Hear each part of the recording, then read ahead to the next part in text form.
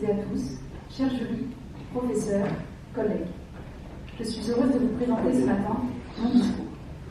Ça, c'est vraiment toi. Je t'ai rencontré un été.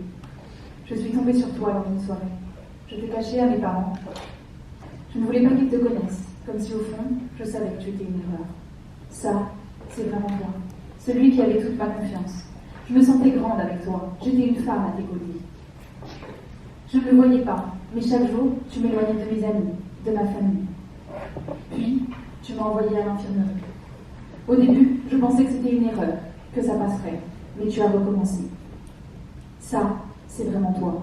Quand je cherchais de l'aide, tu me prouvais que nous avions tort, que tu étais le seul à être là pour moi, qu'on était mis ensemble, à se cacher du reste du monde.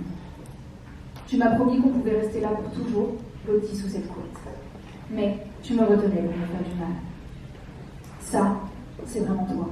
Tu as trouvé le moyen que tout le monde te connaisse, mais que personne ne parle de toi. Il y a les hommes que tu dégoûtes et les femmes qui te redoutent.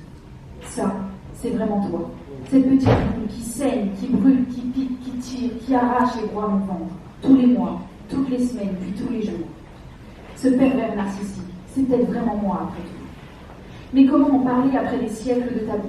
Comment être aidé par des médecins mal formés? Comment se sentir protégé par des lois écrites par des hommes qui ne connaissent pas nos souffrances? Il y a 1546 ans, nous étions considérés comme des sorcières pour avoir mal et brûlés sur le bûcher. Il nous faudra attendre l'an 1860 pour que notre mal soit décrit comme une maladie. Mais en 2022, nos petites filles apprennent encore qu'elles doivent cacher leurs difficultés. Mais, comme l'a dit notre président, ce n'est pas un problème de femmes, c'est un problème de société.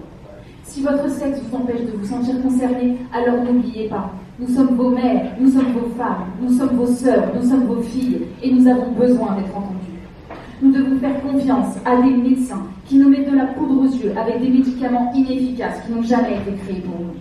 Nous sommes une femme sur 10 à entendre que ce qu'on vit est normal, que nous sommes simplement plus fragiles que les autres, que nous nous plaignons pour rien, ou encore que ça disparaîtra après la première grossesse. Vous, médecins qui ignorez nos souffrances, vous nous dites, alors que nous n'avons que 15 ans, qu'un enfant nous sauvera.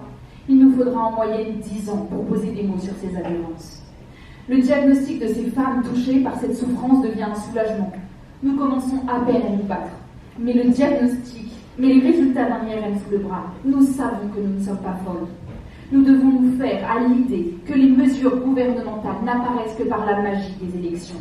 Quand les hôpitaux, la recherche et les patients ont besoin de moyens, nos cris restent vains. Aujourd'hui, les associations portent nos voix et financent, éduquent et cherchent pour nous sauver de ce néant médical. Car il nous a fallu attendre 162 ans après ta découverte pour que nos futurs médecins entendent parler de toi lors de leurs études. Et ça, c'est vraiment toi, mon endométriose.